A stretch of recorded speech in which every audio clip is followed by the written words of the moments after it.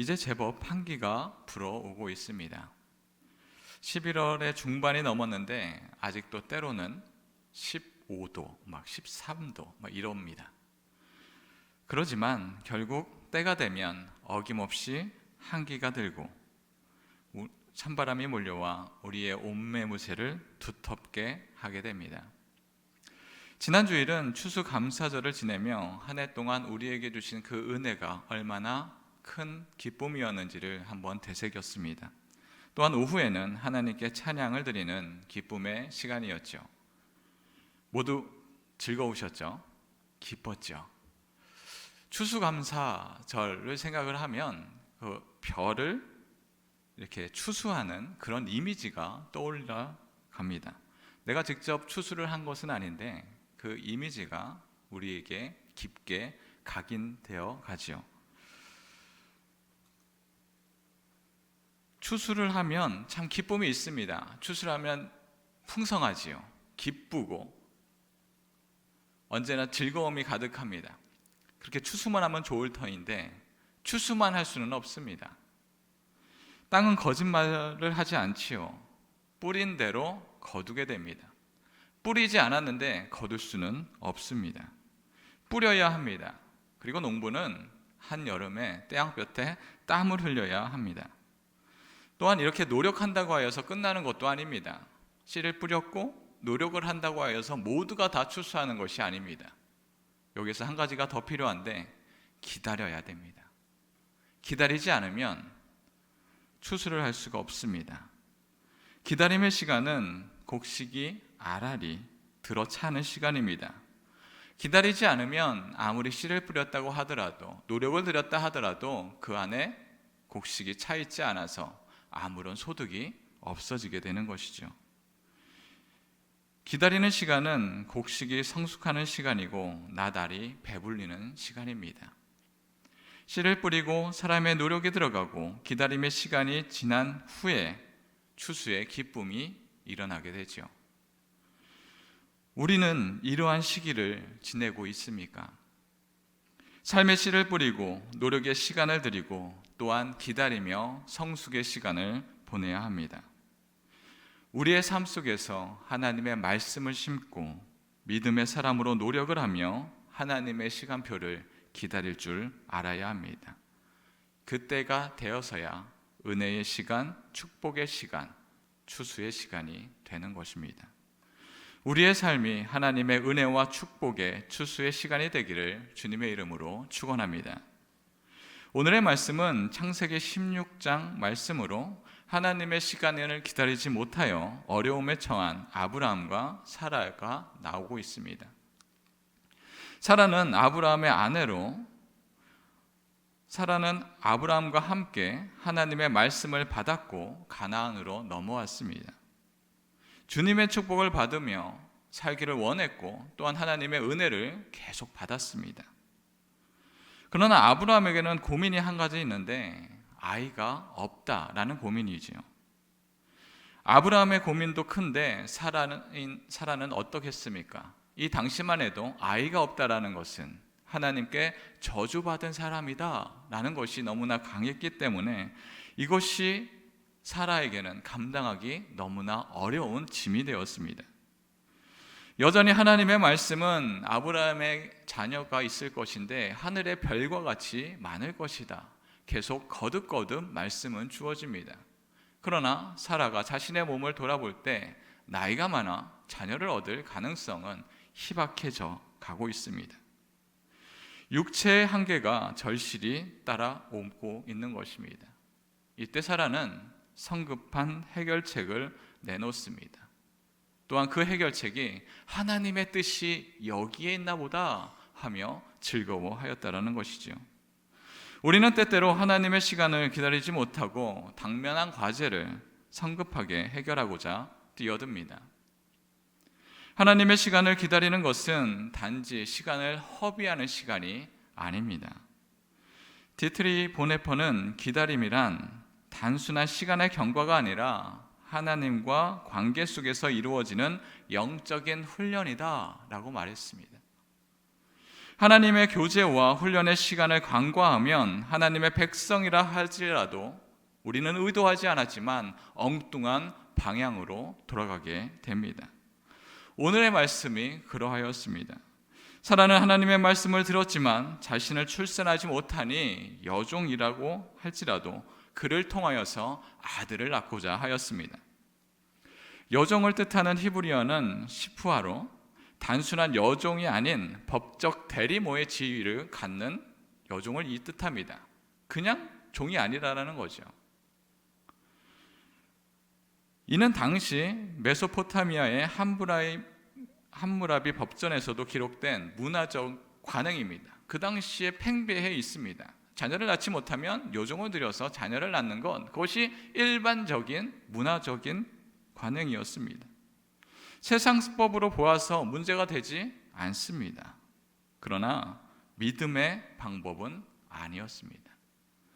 마틴 루터는 이 본문에 대해서 인간이 하나님의 약속을 자신의 방식대로 성취하려 할 때 발생하는 비극의 시작이다라고 말하고 있습니다. 사라는 여종을 통하여 아들을 낳겠다라는 계획을 세웠습니다. 사회적으로 문제가 될 것도 없고 이 계획이 그간 어려움에 처해 있었던 문제를 해결할 열쇠구나, 옳다구나, 너무나 신났습니다. 현대를 살아가는 우리들은 사라와 같이 이렇게 빠른 해결책을 요구하는 시대를 살고 있습니다. 일도 빨리빨리 처리되고 모든 결정이 빨리빨리 이루어지기를 원합니다. 스마트폰 한 번의 터치로 모든 것을 해결하는 시대를 살다 보니 기다리는 것이 너무나 어려워졌습니다. 우리의 영적인 문제도 이와 같은 방식대로 처리하고자 합니다. 우리의 기도와 소원에 하나님의 기다림으로 우리는 응답할 수 있어야 합니다. 이는 버려지는 시간이 아니라 우리의 신앙이 알알이 차는 시간이며 하나님의 영적인 의미를 발견하는 시간이 됩니다. 믿음의 백성은 성급한 해결책의 유혹에서 벗어나야 합니다. 오늘의 말씀 2절 말씀입니다. 사레가 아브람에게 이르되 여호와께서 내 출산을 허락하지 아니하셨으니 원하건대 내 여종에게 들어가라. 내가 혹 그로 말미암아 자녀를 얻을까 하노라 하매 아브람이 사레의 말을 들으니라. 사라의 제안은 그 당시에 시대적으로 보면 합리적이고 문화적으로 용인되는 것이었습니다. 그러나 하나님의 뜻을 제안하는 것임을 알 수 있습니다.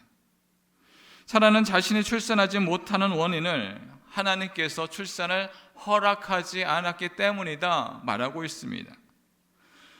하나님께서 출산을 허락하지 않으셨음에 원망이 들어 있습니다. 그러나 이것은 또 다른 의미도 들어가 있는데 하나님께서 허락하시면 출산할 수 있음을 내포하고 있습니다. 하지만 사라의 선택은 하나님이 출산을 허락하실 거야 라는 믿음의 선택이 아니라 문화적으로 용인된 선택으로 하나님의 뜻을 우회하고 있습니다. 우리는 성경에서 하나님의 뜻을 기다리다 자신만의 방법으로 살다가 실패한 여러 가지 사례들을 보게 됩니다. 하나님의 준비하심으로 요셉은 애굽의 총리가 되고 야곱 가족은 애굽으로 피난하여서 그 가족들은 수가 나날이 많아지게 됩니다. 400년이라는 시간 동안, 오랜 시간 동안 이 가족은 민족으로 성장하였고 애굽 사람들이 두려워할 만한 수로 커졌습니다. 결국 그들을 종으로 묶어놓지 않으면 애굽의 위협이 되기에 종으로 묶여지게 되었습니다. 이스라엘 백성들을 그 수를 줄이기 위하여서 아이들을 죽이고자 하였습니다. 자녀들을 물에 띄워서 보내야 하는 그런 슬픔을 감당하게 되게 됩니다. 이때 모세도 태어났고 그 강물에 띄어서 죽게 되었습니다. 그러나 하나님의 도우심을 통하여서 모세는 죽지 않고 애굽의 공주에게로 떠밀려 가게 됩니다. 애굽의 종은 이 아이를 보고 자신이 키워야겠다라는 마음에 모세를 거둬들입니다. 이스라엘 백성이었지만 이스라엘의 아이였지만 애굽의 왕자로 크게 되는 것입니다. 그러나 그를 성장케 하는 것, 옆에서 돌본 것은 모세의 어머니였습니다. 모세의 어머니가 부모가 되어서 그가 이스라엘 사람이라는 것을 알려주었고, 이스라엘 백성, 하나님의 나라의 백성이라는 것을, 정체성을 잃지 않았습니다. 그가 성장하고 나니 그가 해야 될 것은 분명했습니다. 애굽의 종으로 있지만 이 많은 백성들을 구원해 줘야 할 그 누군가가 필요하다는 것을 알았습니다. 어느 누가 보더라도 그에 적합한 사람은 모세로 보였습니다. 모세는 애굽의 선진 기술들을 배웠고 많은 지혜들을 알 수 있었습니다. 그리하여 많은 이스라엘 백성들을 자유롭게 종에서 놓일 수 있게 나아가는 그런 사람으로 커가기를 원하였습니다. 이는 모세도 알고 있는 바였습니다. 그의 마음속에 이스라엘 백성들을 구원하겠다라는 그런 심장이 들끓어 올랐습니다. 그러나 그렇게 열심과 열정으로, 투쟁적인 그 모습으로 이스라엘 백성들을 구원해내겠다라고 했을 때 그는 애굽 사람을 쳐서 죽인 살인자가 될 뿐입니다. 이스라엘 백성들은 잘하였다 칭찬하는 것이 아니라 애굽 사람을 쳐 죽였으니 이제는 우리를 쳐 죽이는 것 아닌가 하며 오히려 모세를 거부합니다. 혈기왕성하여 세상의 지혜가 가득한 모세는 이스라엘 백성을 이끄는 리더가 아닌 살인자로 쫓겨나 목자가 됩니다. 시간이 지나고 하나님이 부르신 이후에서야 모세는 이스라엘 백성을 이끄는 지도자가 될 수 있었습니다. 하나님의 말씀을 순종하지 않고 인간적인 방법을 취할 때 그가 하나님보다 스스로를 더 현명하다고 생각하는 순간이 됩니다. 그러나 바로 그 순간은 모세가 살인하는 순간이 됩니다. 하나님의 말씀을 따르고자 했지만 사라는 세상의 방법대로 따르고 나아갔고, 그것은 결국 가정의 불화가 일어나게 됐고 민족의 싸움의 시작점이 되었습니다.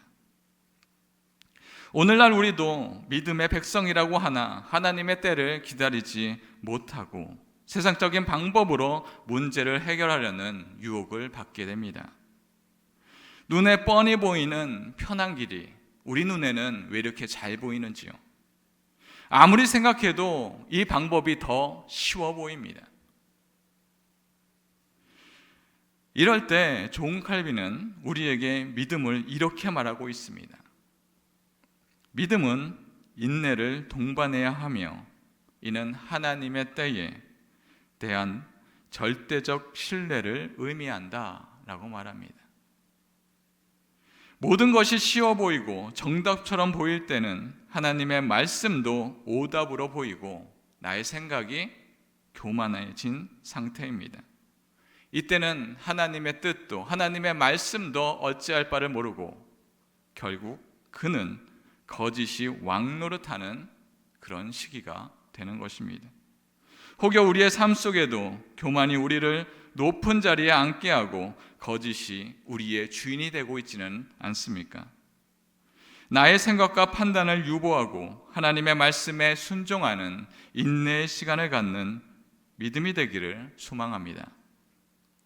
성급한 결정은 관계가 깨어지고 고난의 시간이 찾아옵니다. 오늘 말씀 5절 말씀입니다. 사례가 아브람에게 이르되 내가 받은 모욕은 당신이 받아야 옳도다. 내가 나의 여종을 당신의 품에 두었거늘 그가 자기의 임신함을 알고 나를 멸시하니 당신과 나 사이에 여호와께서 판단하시기를 원하노라.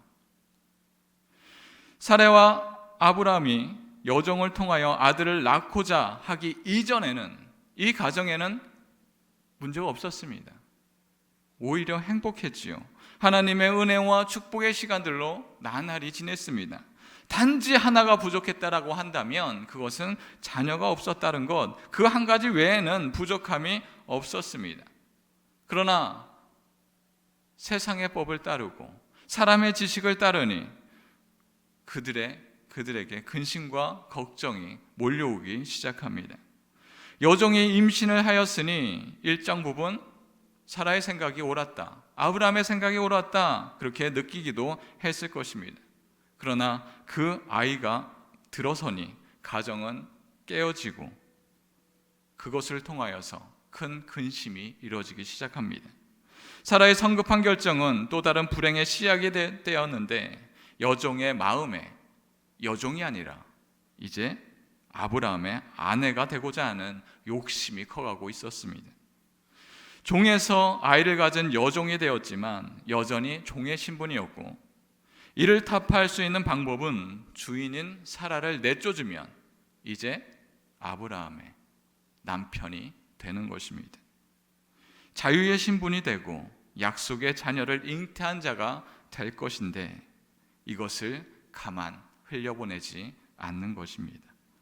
하갈은 사라의 자리를 차지하고자 시도하였고, 사라는 이것 때문에 마음에 커다란 짐이 되었습니다. 이제 아이가 문제가 아니라 사라의 생존에 위협이 걸리게 되었습니다. 아이만 낳으면, 아이만 얻게 되면 행복할 것이다 여겼지만, 그 아이를 통하여서 그 가정은 금이 가고 하나님의 말씀과 하나님의 뜻이 아닌 생존과 투쟁의 장소가 그 가정이 되었습니다. 사라는 아브라함을 찾아가 하갈의 일을 말하고, 여전히 아내는 사라이기에 아브라함의 총애를 입어 여종을 학대합니다. 사랑과의 관계가 깨어지고 자신의 자리를 차지하고 지키기 위하여서 가정 안에 내분이 일어납니다.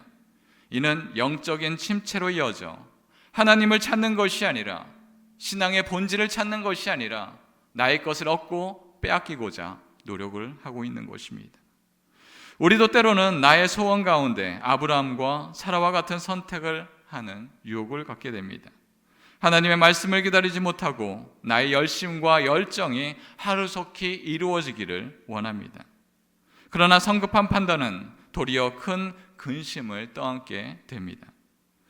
믿음의 사람은 하나님의 뜻을 아는 것에서 믿음이 나타내는 것이 아닌 기다리고 행동하는 것까지 우리는 이행해야 합니다.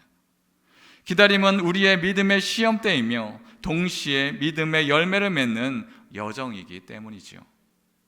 나의 생각을 앞세우기보다 나의 뜻을 내려놓고 하나님의 말씀이 이루어지기를 기다릴 수 있는 자들이 되기를 주님의 이름으로 축원합니다. 하나님은 사람의 실수에도 회복을 선포하십니다. 오늘 말씀 7절 8절 말씀입니다. 여호와의 사자가 광야의 샘물 곁 곧 술길 샘 곁에서 그를 만나 이르되, 사라의 여종 하갈아, 내가 어디서 왔으며 어디로 가느냐? 그가 이르되, 나는 내 여주인 사라를 피하여 도망하나이다.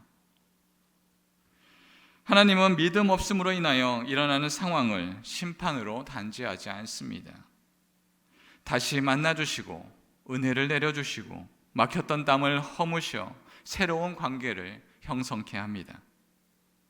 아브라함의 가정은 깨어졌고 하갈은 집을 나와 정처 없이 떠돌며 그의 생명도 보장할 수 없는 신세가 되었습니다. 하갈은 술길에서 사자를 만나는데, 이는 하갈이 애굽으로 향하는 길로 보입니다. 하나님의 사자는 그의 길을 고향으로 가는 것이 아닌 다시 주인에게로 되돌아갈 것을 종용하고 있습니다. 이것을 통하여서 깨어진 관계를 회복하며 자신의 자리를 되찾게 하는 것입니다. 하나님의 사자의 현현은 하나님의 적극적인 구원의 의지의 표현입니다. 하갈이 사례를 피하여 도망하고 고향으로 가고자 하지만 그 길은 안전을 도모할 수도 없고 또한 위험한 선택으로 내몰리는 길이 됩니다. 이를 여호와의 사자를 통하여서 틀어졌던 관계가 회복되고 더 성장하며 또 다른 민족이 될 것을 약속을 얻게 됩니다. 우리는 믿음의 백성의 모습으로 살기를 원하나 사라와 같이 혹은 하갈과 같이 하나님의 뜻이 아닌 나의 발이 먼저 움직이곤 합니다. 하나님의 영광을 위한 행동이 관계가 깨어지기도 하며 가족을 위한 행동이 오해를 낳기도 합니다. 각자 자신의 생각이 옳다 주장하지만 오히려 더 어려운 상황에 몰리기도 합니다. 이때 하나님은 그런 실패한 상황을 버려두지 않으시고 다시 찾으시고 회복하시며 새로운 관계를 맺게 해주십니다. 베드로는 예수님의 수제자이며 자신만만하였습니다. 예수님이 잡혀가는 모습을 보고 살기 위하여서 예수님을 3번이나 부인하였습니다. 이전에 나는 제자들 중에 가장 우두머리라 했던 그 모든 다짐들이, 그 모든 생각들이 한 번에 무너지게 되는 것입니다. 무엇이 베드로에게 예수님을 부인하게 하였습니까?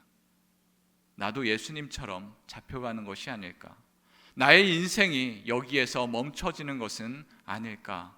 그렇게 고민했었던 것입니다. 그렇게 예수님은 십자가에 달려 돌아가시고 베드로는 살아남았습니다. 시간이 지나고 베드로는 자신이 수제자라는 것은 자신감이 아닌 이제 어찌할 바를 몰라 갈피를 잡지 못하여 그의 마음이 정처 없이 또 돌아다니게 됩니다. 요한복음 21장 3절 말씀입니다. 시몬 베드로가 나는 물고기 잡으러 가노라 하니 그들이 우리도 함께 가겠다 하고 나가서 배에 올랐으나 그날 밤에 아무것도 잡지 못하였더니, 우리는 베드로가 물고기를 잡으러 가겠다고 한 이 시기가 언제인지를 생각해 보아야 합니다. 예수님이 돌아가시고 이제 아무것도 붙잡을 것이 없으니 이제 물고기 잡으러 가겠다. 예수님을 만나기 전에 했었던 그것을 내가 다시 한번 나아가겠노라 라고 이야기한 것이 아닙니다. 그 시기는 예수님이 부활하시고 제자들이 그 부활한 예수님을 만난 이후의 사건입니다. 예수님이 부활하셨으니 이제 우리는 숨어 있을 것이 아니라 부활한 예수님을 전하며 온 방방곡곡을 찾아다니며 그 하나님의 아들을 전하겠습니다 하는 것이 아니라, 나는 더 이상 수제자로서 살아갈 수 없다, 나의 삶을 이전의 삶으로 되돌아가야 되는 것은 아닐까 하며 그의 마음이 정처 없이 또 돌아다니고 있음을 이야기하고 있습니다. 예수님은 죽음이 붙잡아 둘 수 없었습니다. 그러나 베드로는 살아있지만 여전히 죽음 속에 머물러 있습니다. 베드로의 마음은 낙심해 있습니다. 나는 예수님과 함께 할 수 있는 사람이 아니구나. 예수님의 품을 떠나 이전에 있었던 물고기 잡으는 사람으로 되돌아가야겠다, 그렇게 여기고 있습니다. 그럴 때 예수님은 실패한 모습 속에 낙심하고 있는 베드로를 찾아와 말씀하십니다. 요한의 아들 시몬아, 내가 나를 사랑하느냐? 이 무렵에 베드로는 내가 주님을 사랑하는 줄 주님이 아십니다. 똑같은 물음을 3번을 함으로써 그의 사랑을 다시 한번 확증해집니다. 그리고 나서 베드로는 교회를 세우는 일꾼으로 하나님의 사역을 감당한 자로서 다시금 회복하게 됩니다. 사라를 피하여 도망하였던 하갈에게 여호와의 사자는 묻습니다. 내가 어디서 왔으며 어디로 가느냐? 이 시간 하나님의 백성임에도 여전히 믿음과 불신앙 사이에서 머뭇거리는 우리들에게 하나님은 찾아와 오셔서 우리에게 말씀하십니다. 너는 나를 사랑하느냐? 너는 어디로 가고 있느냐? 하나님의 이 물음에 우리는 답할 수 있어야 합니다. 하나님의 구원하신 사랑으로 말미암아 나는 주님께로 가고 있습니다. 비록 우리의 삶이 세상 속에서 갈피를 잡지 못하고 허둥대는 인생이라 할지라도 우리는 여전히 하나님께 붙잡힌 바 된 사람이고 하나님의 구원을 받은 사람임을 온전히 붙들며 살아가야 합니다. 하나님은 언제나 우리와 함께 계시고 우리의 적당한 때에 하나님의 말씀을 이루시고 혹여 실수로 인하여서 절망 중에 있을지라도 여전히 회복의 길을 열어두고 계십니다. 사랑하는 성도 여러분, 우리의 인생길 속에 믿음의 순간 무엇을 선택하고 있습니까? 하나님의 말씀을 따른다 하지만 인내하지 못하고 성급한 행동과 계획으로 하나님의 뜻이 아닌 나의 계획대로 살고 있지는 않습니까? 라인홀드 니버는 인내에 대해서 이렇게 말합니다. 하나님께서 우리에게 주신 가장 어려운 덕목은 인내이며 동시에 가장 필요한 덕목도 인내다 라고 말합니다. 우리의 삶에서 직면하는 많은 문제들과 신앙의 여정 속에서 우리는 시시때때로 우리의 인내를 시험해 보아야 합니다. 하지만 기억할 것은 우리의 성급함과 믿음의 실패 속에도 하나님은 여전히 우리를 신실함으로 붙잡아 세우시고 계신다는 사실입니다. 주님을 기다리는 시간은 결코 헛되지 않으며 하나님의 침묵은 하나님의 부재가 아닌 신앙이 우리의 삶 속에서 알알이 들어차는 믿음의 시간입니다. 하나님의 시간표는 늦지 않습니다.